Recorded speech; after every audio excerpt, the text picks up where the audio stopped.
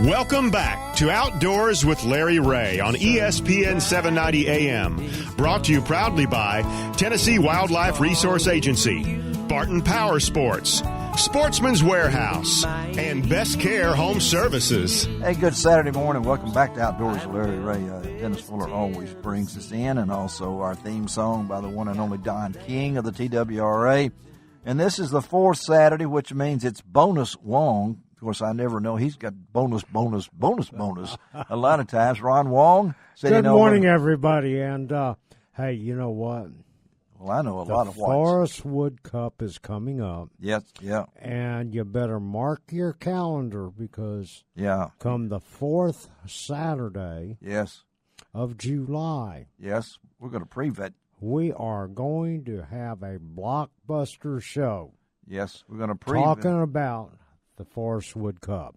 And you will definitely line that up, and then we're going to have some a lot of the contestants that are on there, and most of them of which you have heard of, and it's going to be exciting. Yeah, well, I know that you took a nap during our duck hunting segment, so now John Gordon can kind of fill in right John, now. Isn't he nice? Isn't he nice to us? Yes, he is. He is. He gave us some fishing rods. Yeah, you got to hold on for that. That's the secret. Oh, that's the secret.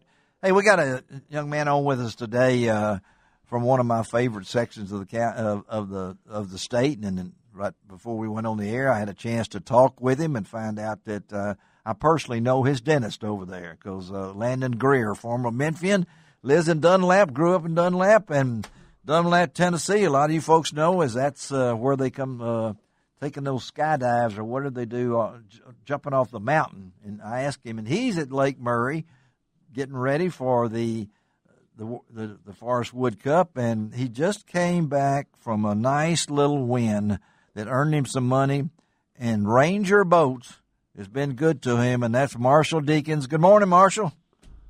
Yes, how you doing? All right, buddy. Now, I know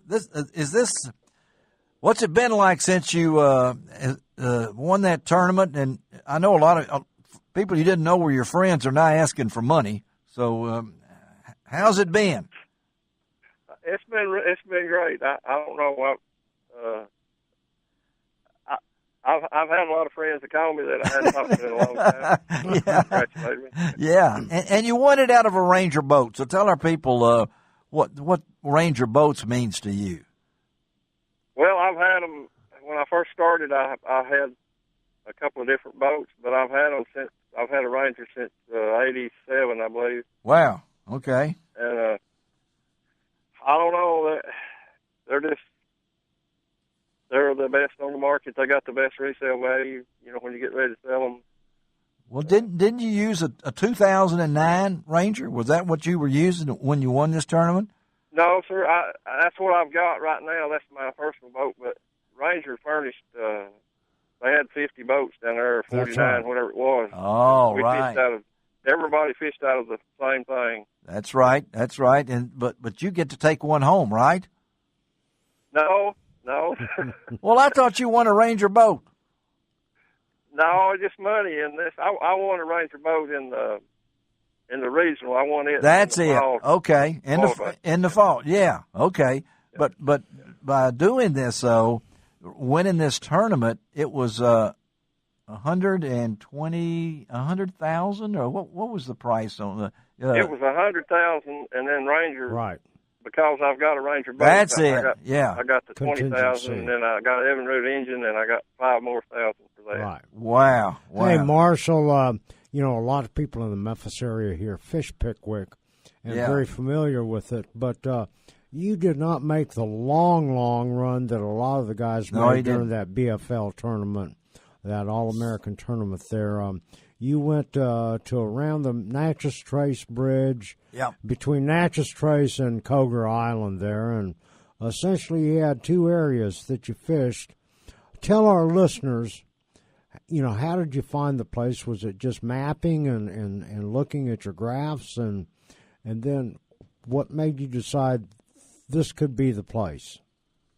Well, I had a friend that lives down there, and before the cutoff, I fished with him a day or two days, and we fished the whole lake. We fished the bottom end and top end and everything in the middle. And I stayed down there a week, and I went over everything, and I caught a lot of fish on the crankbait. Right. A couple of days down there, and seemed like every day it got less and less, and I could catch them on that jig pretty much all the time. And I just picked out the best places that we caught the best fish, and I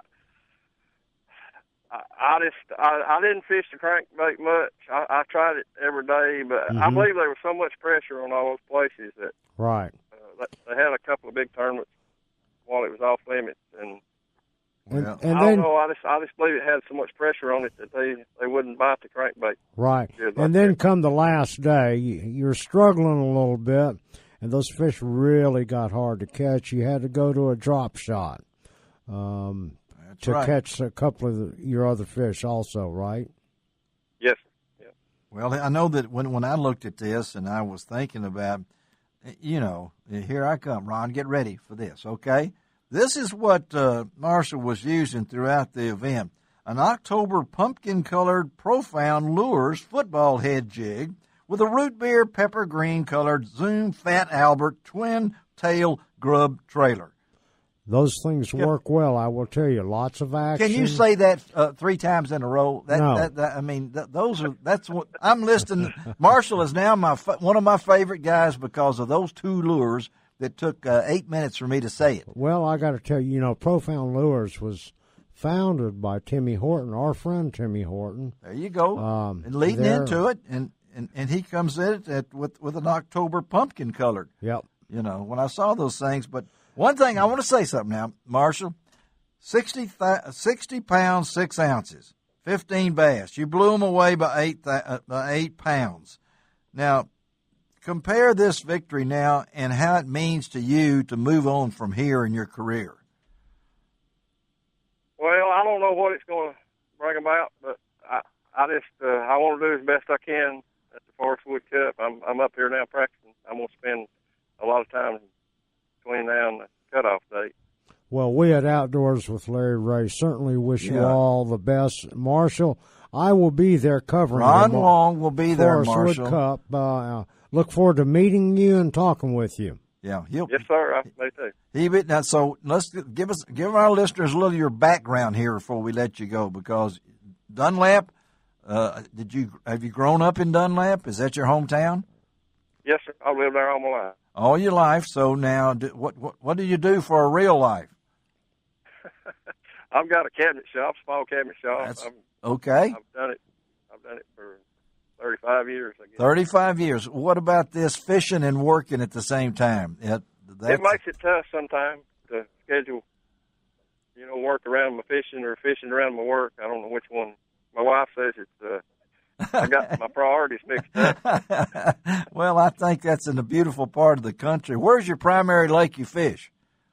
Gunnersville. Yeah. Mm-hmm. Yeah. Good look. Another Tennessee River Lake. Yeah, he can be there. How far from your house?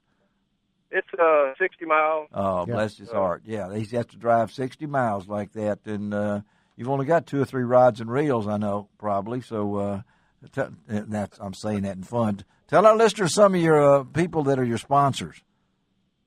I don't really have any. That's what I was going to say. This man is a fishing man right here. Now, this is Mike. He goes fishing. He goes fishing because he loves it, right, Marshall? Yes, sir. I mean, what's your personal best then, the bass? Weight-wise? Yeah. Or what you yeah. What's the biggest biggest bass you ever caught? Biggest bass was a 12-something. 12-somethings. And now that's another reason. See, this guy, he don't care if it's got 6 ounces or not. It's 12-something. That's 6. Yeah. That's 2 6-somethings. That's what I'm thinking about. Sure. So to do this, are you going to be nervous when you go to the big one? Yeah, I probably will be. I was pretty nervous on that last one, but it's pretty bad when you're leading it every day. It gets to you. Did y'all hear that? It's pretty bad when you're leading it every day. But the most fun is on your nerves anyway. Yeah, well, the most fun is when it's over and you won, right? I mean, yes, yeah. I've seen. How old are you?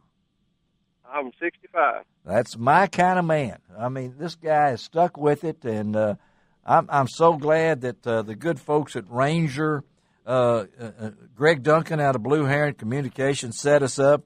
I don't know how many phone interview radio shows you've been on, Marshall, but you did good, and I appreciate you as the working man. You know you've got you represent more folks out there than probably any of the pros, as far as when it comes to just the working guy who is trying to succeed. And I get the idea that your business, your family is first, but you said the priorities. Fishing is something that you've done since you were a kid. Is this the dream time? Is this what did they say? I mean, when a man your age can still win, it's a grueling sport, buddy. Yeah, it's hard to compete with these young guys that's coming up. I mean, they can. I don't know. They fly by the seat of their pants, I guess, or I don't know. But most all these young guys are really good.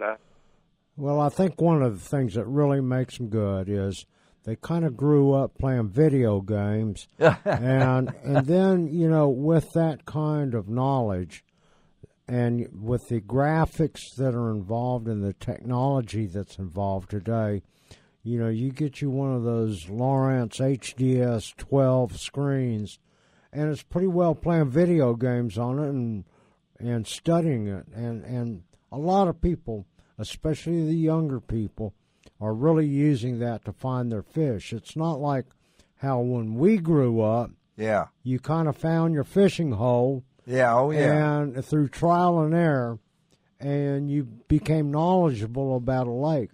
Now it's becoming knowledgeable to read a map on a graph, and so it's a lot different than what it was when we were growing up. Well, Mark Rose says there'll be plasma screens on the boats here for long. They are out now. There's a carbon screen out now, 16 inches. Really? By Lawrence. Yep. All right. So what was your first boat, Marshall? Procraft. I had a Procraft with 85 mercury on it. Woo! I bought that one, I guess, the week after I got out of the Army. All right. So how long were you in the Army? 3 years. 3 years. So this man has served our country. Well, thank you very much for your what service. You've done. And I don't want to put the hex on you, but we don't believe in luck here, buddy. Your journey's going on, and go get them at Lake Murray, okay? Okay. All right, buddy. Thanks for talking with us, and we'll stay in touch because we got your number. And if I need any cabinet work, I will call my dentist over there. You say hello to your dentist for me and everything. Give him a discount, all right? I sure will. All right, thanks, Marshall. I'll be looking forward to meeting you. All right, Marshall. All Thank you. We'll talk to you. All right, let's take a break on Outdoors with Larry Ray. Real humble young man. Old. I'm not going to say old man. This guy is 65 years old. Did you get that? He's younger than you, Larry. For sure. That's right. He is younger than you. Can we edit that out, please? No. Okay. No. All right. I couldn't help it, Larry. I know it just came out of you with a smile. All right, we'll be right back, and now we're going to talk some more hunting. You can go back to sleep over there, Ron. All right, we'll be right back to talk to the one and only Will Primos on Outdoors with Larry Ray, ESPN 790. You can find out